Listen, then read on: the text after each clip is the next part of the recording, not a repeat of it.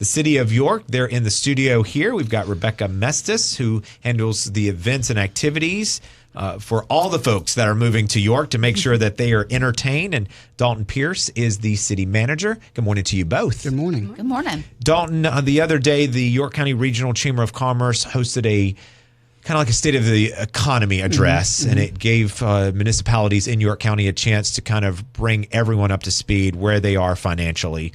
I know the mayor of York, Mike Fuser, gave an update. I know you work closely with his office to put together that presentation.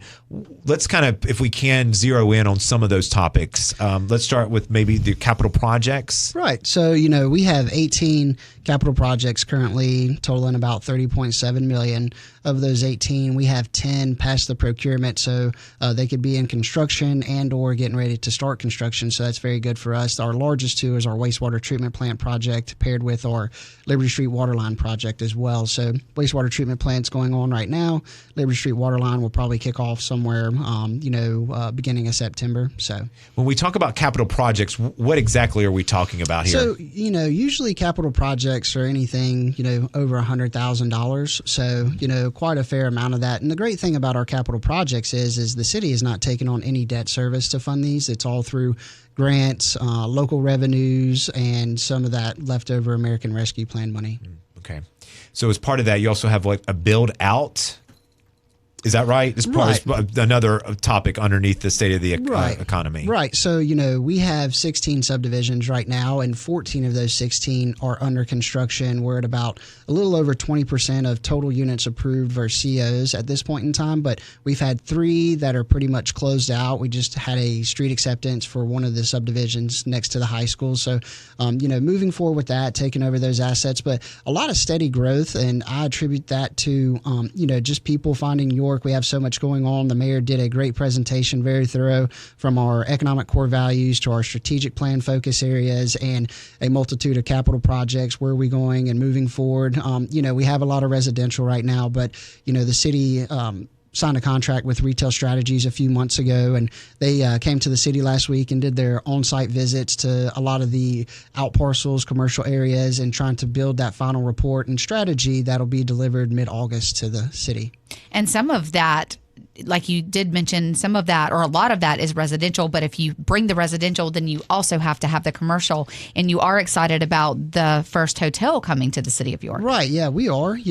We've done our thing on our end with our economic development incentives paired with, they've gone to the Board of Architectural Review and the Board of Zoning Appeals and everything, and right now there is a document over at the county, and it had its first reading this month, and then they'll have second and third reading in July and August. So very happy about that. The county's been great to work with Josh Edwards, Kevin Madden, all those folks, David Swinson. So very appreciative of that. It's going to be a great investment for that Western York County. So, Dalton, often we hear folks who live in cities that aren't like heavily commercial, so to speak, like maybe a Rocky and Fort Mill. Like, why don't we have XYZ business or a restaurant or a shopping center, this and that?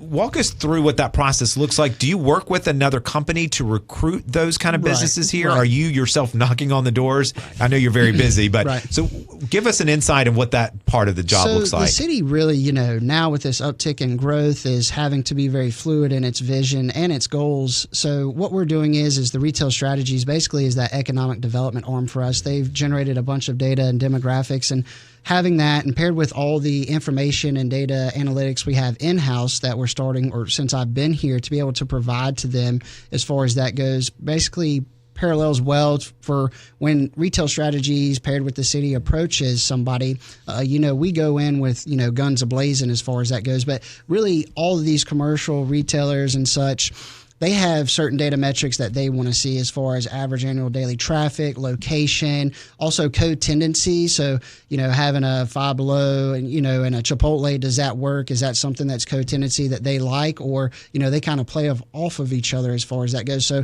we haven't dove into that as greatly, but we are learning each and every day about, how to be most strategic with what we're doing as far as that goes.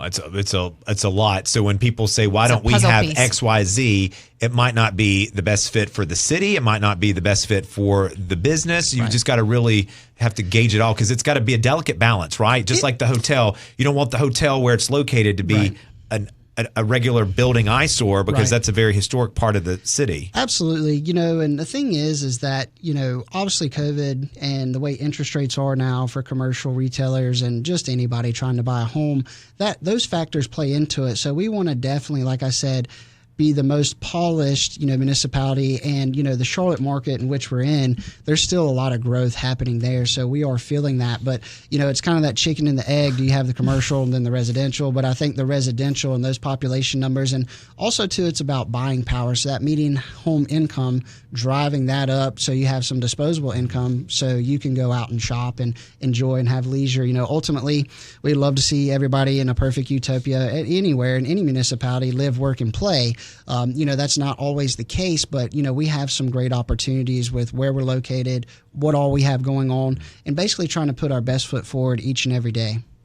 Well, Rebecca, it's no surprise, as we've learned each month, that more and more people are coming to York. So you want to keep them here in the city, and the money here, at least in York County, but specifically York. So you all come up with all kind of events and activities. So let's kind of walk our audience through what they can expect there in the city of York. Yes, so we have a summer concert series, and tomorrow is our next summer concert series. So starts at 7 p.m. in downtown York, 55 North Congress Street.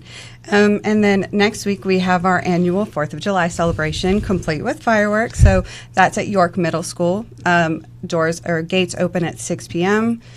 Music starts at 6:30. We've got Carolina Soul Band, which is very popular down here in this area. So we're excited to have them on board. Lots of food trucks out there, options, very family friendly. We've got bounce houses. We've got a street games mobile bus that's indoors. The kids can get out of the heat and play video games. So really exciting. And then, of course, we end the summer with York Summerfest. So that is Saturday, August 24th.